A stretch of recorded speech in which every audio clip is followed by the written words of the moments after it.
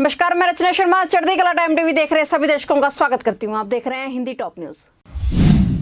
रक्षा मंत्रालय की ओर से बीते दिन आत्मनिर्भर भारत की ओर बड़ा कदम उठाया गया है। अब करीब 101 घातक हथियारों और जरूरत के सामानों को भारत में ही बनाया जाएगा। आने वाले वक्त में इनका इंपोर्ट बिल्कुल बंद कर दिया जाएगा। रक्षा मंत्री राजनाथ सिंह की माने तो 15 अगस्त को जब प्रधानमंत्री नरेंद्र मोदी लाल किले पर भाषण देंगे तो आत्मनिर्भर भारत के लिए एक नई रेखा खींचेंगे। रक्षा मंत्री ने कहा है कि महामारी संकट के कारण ये साफ हो गया कि देश को आत्मनिर्भर बनाना जरूरी है और भारत की सरकार देश की संप्रभुता को किसी भी तरह ठेस पहुंचने नहीं देगी। फिल्म अभिनेता सुशांत सिंह राजपूत की आत्महत्या मामले में लगातार पूछताछ का सिलसिला जारी है। आज एक बार फिर प्रवर्तन निदेशालय यानी कि ईडी के अधिकारी अभिनेत्री और सुशांत की गर्लफ्रेंड रही रिया चक्रवर्ती, उनके पिता और भाई से पूछताछ कर रही है। इससे पहले भी इन सभी से पूछताछ हो चुकी है, लेकिन ईडी ने फिर से सोमवार को सम्मन भेजा है। इसके अलावा इस मामले में आज सुप्रीम कोर्ट में भी सुनवाई होगी। राजस्थान के जोधपुर जिले में एक ही परिवार के 11 लोगों की मौत को लेकर शुरुआती जानकारी सामने आई है, जिससे लगता है कि ये 38 साल की लक्ष्मी ने सबको जहर का इंजेक्शन देकर मार डाला है। लक्ष्मी 75 वर्षीय बुधा राम की बेटी थी। ये सभी पाकिस्तान से आए हुए हिंदू शरणार्थी थे। पुलिस को शव के पास से जहर की शीशियां और इंजेक्शन मिले हैं। पुलिस ने अभी तक जाँच में पाया कि मरने वाले सभी लोगों को चूहे मारने की दवा का इंजेक्शन दिया गया है। पूर्वी और पश्चिमी उत्तर प्रदेश, पूर्वी राजस्थान, हरियाणा, उत्तर पंजाब, उत्तराखंड और हिमाचल प्रदेश के अलग अलग स्थानों पर भारी बारिश की संभावना जताई गई है। लेकिन केरल में मौसम तेजी से मौत और मातम का कहर बरपा रहा है। उडुपी में भूस्खलन से लेकर राज्य के कई जिलों में बाढ़ और बारिश से हुई तबाही ने हजारों लोगों की जिंदगी को खतरे में डाल रखा है। हालात ऐसे हैं कि शहर, कस्बे और गाँव में बाढ़ का पानी घुसता जा रहा है। आने वाले कुछ दिन राज्य के लिए मुसीबत से भरे रह सकते हैं। कश्मीर के गांदरबल में बादल फटने के बाद तबाही मच गई। कई घर पहाड़ों के सैलाब में बहकर आए पत्थरों की भेंट चढ़ गए। तो त्राल के बाणपत्री में बादल फटने से एक की मौत हो गई, जबकि 4 लोग घायल हो गए। इधर जम्मू में रावी नदी का रौद्र रूप लोगों में दहशत पैदा कर रहा है। पहाड़ों पर भारी बारिश के उफान पर आई रावी की धार में 2 लोग फंस गए। गनीमत रही कि कड़ी मुशक्कत के बाद दोनों को बचा लिया गया। वायरस के बढ़ते प्रकोप के बीच अब लोगों को इसके वैक्सीन का बेसब्री से इंतजार है। विश्व स्वास्थ्य संगठन के अनुसार पूरी दुनिया में इस समय 21 से ज्यादा वैक्सीनों का क्लिनिकल ट्रायल चल रहा है। वैक्सीन को विकसित करने की प्रक्रिया में रूस सबसे आगे दिखाई दे रहा है। रिपोर्ट के मुताबिक रूस 2 दिनों बाद यानी कि 12 अगस्त को अपने पहले महामारी वैक्सीन का पंजीकरण कराएगा। रूसी अधिकारियों और विशेषज्ञों के दावों के मुताबिक यह दुनिया की पहली महामारी की वैक्सीन होगी।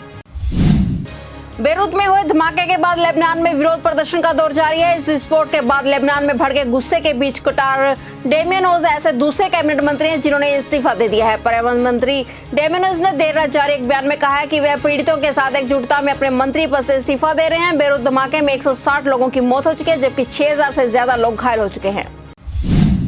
प्रधानमंत्री नरेंद्र मोदी ने आज सोमवार को अंडमान निकोबार को एक नई सौगात दी है। चेन्नई से पोर्ट ब्लेयर तक बिछाएगी सबरमीना ऑप्टिकल फाइबर केबल को आज पीएम देश को समर्पित कर रहे हैं। इसके जरिए अंडमान निकोबार के लोगों को तेज स्पीड इंटरनेट मिल पाएगा। इसके अलावा अन्य 7 आइलैंड को भी ये फायदा पहुंचेगा। जिस फाइबर केबल का आज उद्घाटन हुआ है उसका शिलान्यास भी पीएम मोदी ने 2018 में ही किया था। इसके तहत करीब 2300 किलोमीटर लंबी केबल चेन्नई पोर्ट ब्लेयर के बीच में बिछाई गई है।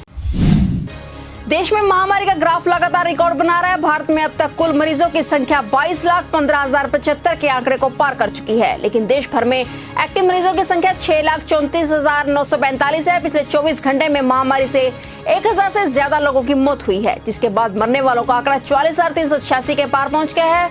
देश में पिछले 24 घंटे में महामारी के 62,064 नए मामले सामने आए हैं।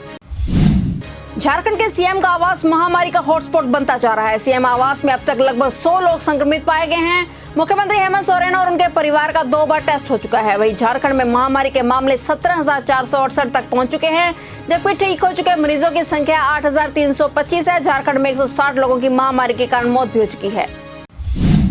दुनिया में भी महामारी का कहर थमने का नाम ही ले रहा। दुनिया में मरीजों की संख्या 2,25,245 का आंकड़ा पार कर गई है। वहीं दुनिया के 213 देशों में महामारी से 7,33,997 से ज्यादा लोगों की जान जा चुकी है।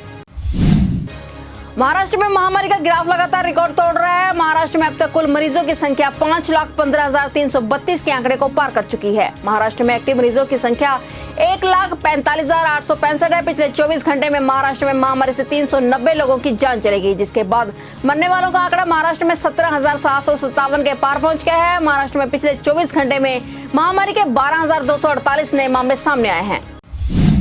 दिल्ली में 24 घंटे में 1300 मामले सामने आए हैं। इसी के साथ दिल्ली में कुल मरीजों की संख्या 1,45,427 के आंकड़े को पार कर चुकी है। दिल्ली में 10,729 एक्टिव केस हैं। वहीं दिल्ली में 24 घंटे में 13 लोगों की जान चली गई। इसी के साथ दिल्ली में महामारी से मरने वालों की संख्या 4,111 के पार हो गई है। राजस्थान में अब तक कुल मरीजों की संख्या 52,497 के आंकड़े को पार कर चुकी है। राजस्थान में एक्टिव मरीजों की संख्या 13,473 है। पिछले 24 घंटे में राजस्थान में महामारी से 11 लोगों की मौत हुई, जिसके बाद मरने वालों का आंकड़ा 799 के पार पहुंच गया है। राजस्थान में पिछले 24 घंटे में महामारी के 1,170 नए मामले सामने आए हैं। आंध्र प्रदेश में पिछले 24 घंटे के अंदर महामारी के 10,820 नए मामले सामने आए और 97 लोगों की जान चली गई। यहाँ अब तक 2,27,860 लोग संक्रमण की चपेट में आ चुके हैं। इनमें 87,112 लोगों का भी इलाज चल रहा है, जबकि 1,38,712 लोग ठीक हो चुके हैं। वहीं 2,036 लोगों की जान चली गई। उत्तर प्रदेश में प्रतिदिन 4,500 से अधिक नए मामले दर्ज हो रहे हैं। पिछले 24 घंटे के आंकड़ों की बात करें तो यूपी में 4,687 लोगों में महामारी की पुष्टि हुई है। राज्य में सक्रिय मामलों की संख्या में बढ़कर अब 47,890 हो गई है। वहीं उत्तर प्रदेश में 1,22,609 लोग संक्रमण की चपेट में आ चुके हैं, जबकि 2,070 लोग महामारी का शिकार हो चुके हैं। कांग्रेस अंतरिम अध्यक्ष के तौर पर सोनिया गांधी का 1 साल आज सोमवार को पूरा हो गया है। सोनिया के अंतरिम अध्यक्ष बनने के बाद कांग्रेस ने महाराष्ट्र और झारखंड में सहयोगी दलों के साथ मिलकर सरकार बनाई, लेकिन मध्य प्रदेश में पार्टी में फूट के चलते उसे सत्ता गंवानी पड़ी तो राजस्थान में उसी कगार पर पहुंच गई है। हालांकि सोनिया गांधी अपने पहले अध्यक्ष कार्यकाल में बहुत सफल रही थी, लेकिन अब वे 73 साल की हो चुकी हैं और अस्वस्थ होने के चलते पार्टी को अभी उतना समय नहीं दे पा रही हैं जितना पार्टी अध्यक्ष के रूप में उनसे अपेक्षित है। इसके बावजूद सोनिया गांधी महामारी, संकट और लॉकडाउन के बीच थोड़ी सक्रिय नजर आई हैं। केरल में बारिश और लैंडस्लाइड से मरने वालों का आंकड़ा 43 तक जा पहुंचा है। केरल के कोट्टयम, तिरुवनंतपुरम और राजमला में सबसे ज्यादा तबाही हुई है। तस्वीरें बेहद डराने वाली और हैरान करने वाली हैं। लैंडस्लाइड की घटना के बाद मौके पर बड़े पैमाने पर राहत कार्य चल रहा है। वहीं तमिलनाडु के मुख्यमंत्री के पलानीस्वामी ने केरल के मुख्यमंत्री पिनराई विजयन को उनके राज्य में हुए भूस्खलन के बाद राहत अभियान में सहयोग का भरोसा जताया है। जम्मू कश्मीर में आतंकी हमले थमने का नाम ही नहीं ले रहे। अब आतंकियों के निशाने पर बीजेपी कार्यकर्ता हैं। आतंकियों ने घाटी में बीजेपी कार्यकर्ता को गोली मार दी थी और उसने अस्पताल में दम तोड़ दिया। अब्दुल हमीद नजर के ओमपुरा इलाके के सेंट्रल कश्मीर के बडगाम जिले में आतंकियों ने रविवार को गोली मारी थी। अब्दुल हमीद नजर को घायल अवस्था में अस्पताल में भर्ती कराया गया था, जहां उन्होंने आज सोमवार सुबह दम तोड़ दिया। मुंबई में ड्रग्स की एक बड़ी खेप पकड़ी गई है। बताया जाता है कि अंतर्राष्ट्रीय बाजार में इस 191 किलोग्राम हेरोइन की कीमत 1,000 करोड़ रुपए की है। अधिकारियों ने बताया कि नवी मुंबई स्थित नवा सेवा पोर्ट पर पकड़ी गई हेरोइन की ये खेप अफगानिस्तान से पाकिस्तान होते हुए समुद्र के रास्ते मुंबई के पोर्ट पर पहुंची थी। डायरेक्टोरेट ऑफ रेवेन्यू इंटेलिजेंस और कस्टम विभाग ने ज्वाइंट ऑपरेशन में ये खेप जब्त की है। अब तक इस सिलसिले में 2 लोगों को गिरफ्तार भी किया गया है। और अपडेट्स लेकर फिर से हाजिर होंगे, क्योंकि समाचारों का सिलसिला यहाँ कभी नहीं थमता।